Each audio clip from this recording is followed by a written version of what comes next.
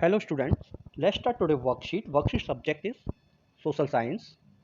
Worksheet number 16, date of 15 September, class 7. Name of the student you can write here. Name of the class teacher you can write here. Worksheet topic is equality. Okay? Earlier we have also seen the video regarding equality worksheet. So let's start. The truth is that in many democratic countries around the world, the issue of equality continue to be the key issue around which community struggle. ठीक है. सो ये सत्य है कि जितनी भी ज़्यादातर जो डेमोक्रेटिक कंट्रियां हैं, लाइक इंडिया हो गया, ठीक है, अमेरिका हो गया, और भी जो वर्ल्ड में डेमोक्रेटिक कंट्री हैं, तो वहाँ पे बहुत बड़ा इशू है इक्वालिटी को लेके बहुत बड़ा इश्यूज है. कुछ कम्युनिटी वहाँ पे स्ट्रगल करती हैं जो इक्वालिटी को लेके. ठीक है. So for example in the United State of America the African American whose ancestors were the slaves who were brought over from Africa. ठीक है. संयुक्त स्टेट ऑफ अमेरिका में क्या है कि कुछ वहाँ पे अफ्रीकन अमेरिकन मूल, यानी कि उनको अफ्रीका से लाया गया था गुलाम बना के. बहुत साल पहले काम काज वही करते थे, छोटे मोटे काम वो करते थे एक नौकरों की तरह. तो उनको गुलाम बना के लाया गया था, तो फिर वो बहुत सालों तक वहीं रहे, तो उनकी जनरेशन और आगे बढ़ गई, तो उनको वहाँ पे अफ्रीकन अमेरिकन बोला जाता था. ठीक है. थे मूल निवासी अफ्रीका के, लेकिन फिर उनको अफ्रीकन अमेरिकन बोला जाता था. ठीक है. Okay. So continue to describe their lives today as largely unequal. ठीक है. तो आज अगर उनकी मतलब ये ओल्ड स्टोरी है, लेकिन अभी भी काफ़ी अनइक्वालिटी हो जाती है कहीं कहीं, लेकिन अब तो वहाँ पे लॉ बन चुका है. ये थोड़ा सा पुरानी जो हिस्ट्री है वो चल रही है यहाँ पे. क्या है कि अभी भी बहुत सारे अफ्रीकन अमेरिकन ऐसे हैं जो इसका भी शिकार हैं, और मतलब इनइक्वालिटी फेस कर रहे हैं, वहाँ पे बहुत लार्ज स्केल पे फेस कर रहे हैं. This despite the fact that there was a movement in the late 1950 to push for equal right for African Americans. ठीक है. 1950 खत्म होते होते वहाँ पे एक इक्वल राइट्स के लिए एक आंदोलन पुश किया गया था. ठीक है. इक्वल राइट किसके लिए? अफ्रीकन इंडियन अमेरिकन के लिए. ठीक है. Prior to this, African Americans were treated extremely unequally in the United States and deny equality through for law. ठीक है.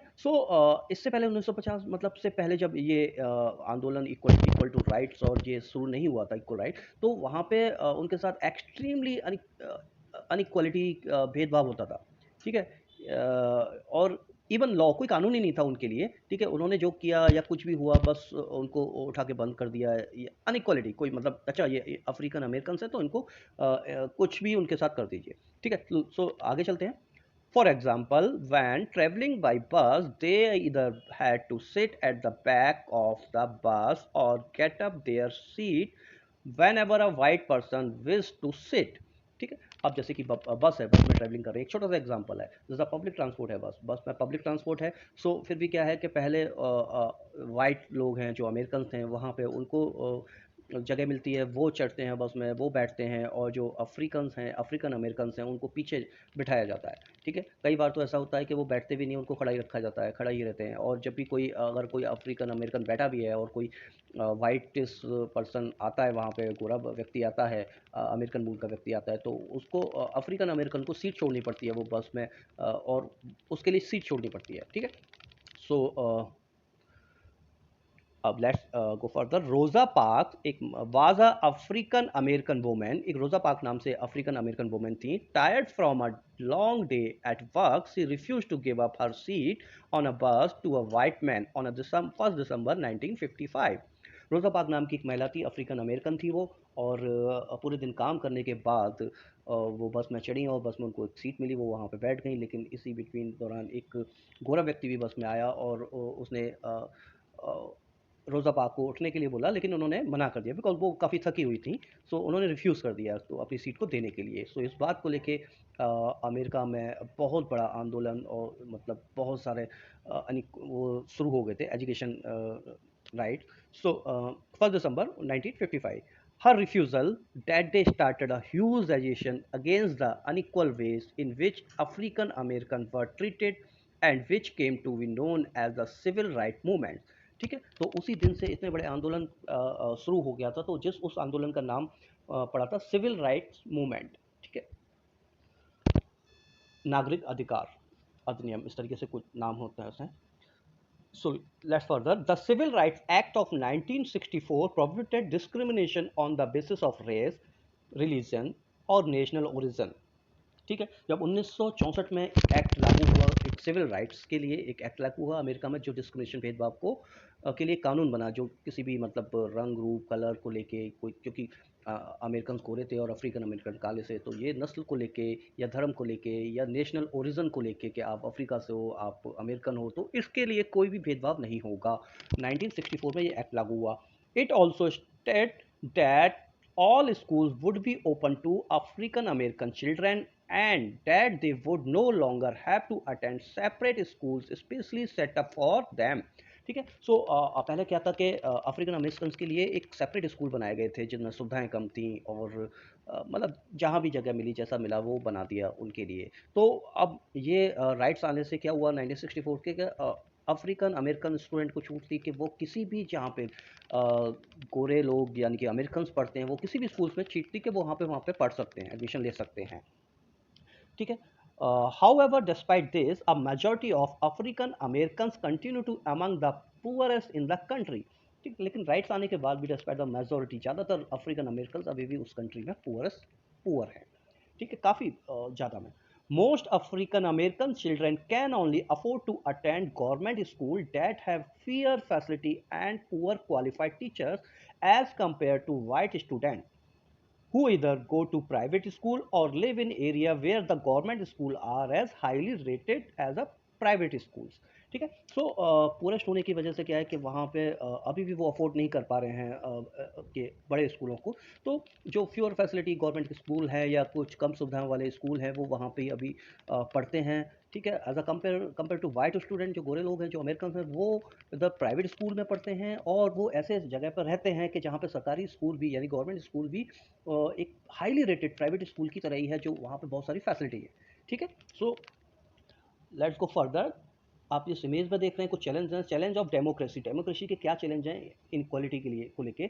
इकोनॉमिक इनक्वालिटी और सोशल इनक्वालिटी। इकोनॉमिक इनक्वालिटी क्या है कि लाइक अब जैसे कि अफ्रीकन अमेरिकन हैं तो वो पुअरेस्ट हैं उस कंट्री में, और बाकी के जो अमेरिकन हैं वो रिचेस्ट हैं। ठीक है, तो बहुत बड़ा डिफरेंस है इकोनॉमिक उसमें। तो अब इस इकोनॉमिक लेवल को कैसे, डेमोक्रेसी के लिए बहुत बड़ा चैलेंज है कि कैसे इसको इक्वल किया जाए। अब सोशल इनक्वालिटी से कि सोशल सोसाइटीज़ हैं, सोशल इंफ्रास्ट्रक्चर है, सोशल इंफ्रास्ट्रक्चर, तो वहाँ भी अनइक्वालिटी होती है कि लाइक पहले जैसे कभी बताया करता कि बस में सीट पहले उनको मिलेगी और फिर वो खड़े रहेंगे। तो ये बहुत बड़ा डेमोक्रेसी के लिए चैलेंज है। तो इसको कैसे कैसे इम्प्रूव किया जाए, उसका टाइम टू टाइम एक्टिविटी, और गवर्नमेंट इस चीज़ को नई नई स्कीम में लाती है, करती है। So anyway let's go further. Except from article 15 of Indian constitution के आर्टिकल 15 में ये राइट्स हैं, और एक कानून बना है, एक्ट आया है। एक्ट बनाया गया था डॉक्टर भीमराव अम्बेडकर के द्वारा। ठीक है, उन्होंने बहुत बड़ा योगदान दिया था इसमें। तो prohibition of discrimination on ground of religion, race, caste, sex और प्लेस ऑफ बर्थ। ठीक है, किसके आधार पर डिस्क्रिमिनेशन नहीं करना, भेदभाव? रिलीजन, ठीक है, रेस, कास्ट, जाति, सेक्स मतलब जेंडर के आधार पर, महिला पुरुष या किसी जन्म स्थान के आधार पर वो ठीक है। तो उसमें पॉइंट नंबर 1 क्या है कि the state shall not discriminate against any citizen on ground only of religion, race, caste, sex, place of birth of any of them. तो कोई भी स्टेट भेदभाव नहीं करेगी किसी भी सिटीजन के साथ, मतलब जो भी आदमी है जिसके पास भारतीय नागरिकता है वो सब समान है कानून में। ठीक है, वो किसी धर्म से हो, जाति से हो, किसी भी जन्म स्थान से हो, कोई भी सेक्स हो उनका। Point number 2, no citizen shall, on ground only of religion, race, caste, sex, place of birth of any of them, be subject to any disability, liability, restriction or condition with regard to।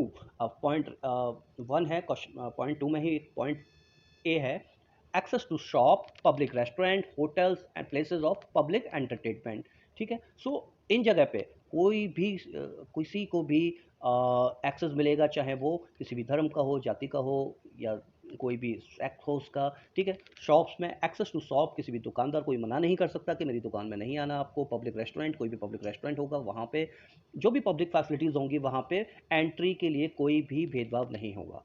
Hotels हुए, ठीक है। और point B में है the use of wells, tanks, bathing ghats, roads and places of public resort maintain wholly or partially out of state fund or dedicated to use of the general public, ठीक है। तो जो गवर्नमेंट के funded यानी कि जो सोशल इंफ्रास्ट्रक्चर है, public infrastructure है, जैसे कि कुएं हुए, टैंक, तालाब हुए, ठीक है, घाट हुए, जो नदियों के आसपास घाट होते हैं, रोड हुई, तो ये सबके लिए समान है। इसमें कोई डिस्क्रिमिनेशन नहीं है कि ये वो लोग पहले यूज़ करेंगे या ऐसा कुछ होगा। सबके लिए सेम जनरल पब्लिक के लिए जिसमें गवर्नमेंट की फंड इन्वेस्टमेंट हुई है वो सबके लिए समान है, ठीक है। So go further, you have seen this activity number 1. Our father of nation Mahatma Gandhi faced same kind of inequality in South Africa. Collect some information regarding this. So ये एक्टिविटी है, ये आपको करनी है, आपको कुछ इन्फॉर्मेशन गैदर करनी है हमारे राष्ट्रपिता महात्मा गांधी के बारे में कि उनके साथ जो इनइक्वालिटी हुई थी अफ्रीका में वो क्या हुई थी। सो बेसिकली मैंने एक एग्जाम्पल लिया इनइक्वालिटी का जो उनके साथ हुई थी। सो आपको भी अगर कहीं पे लिखा है, अगर ध्यान आता है तो वो आप भी लिख सकते हैं। सो एनीवे ये है activity 1। In South Africa Mahatma Gandhi had to face discrimination due to being an Indian. He was traveling in the first class compartment of a train in South Africa for some work. He also had a valid ticket but was evicted from the compartment for being black, ठीक है। तो अफ्रीकी मूल के लोगों ने उनको compartment से बाहर निकाल दिया, उनका सामान भी फेंक दिया, जबकि उनके पास एक वैलिड टिकट था फर्स्ट क्लास कंपार्टमेंट का। क्यों फेंका? क्योंकि बीइंग अ ब्लैक, ठीक है, वो इंडियन थे और काले थे। सो ये आप लिख सकते हैं। अगर आप और लिखना चाहें कुछ तो you can free to write, give the answer, activity 1. So go further, answer the following questions. Question number 1, suggest some way to establish equality in our country. So we have seen a last week video also, so some suggestion for equality. So I've given this answer like this is a 4 point.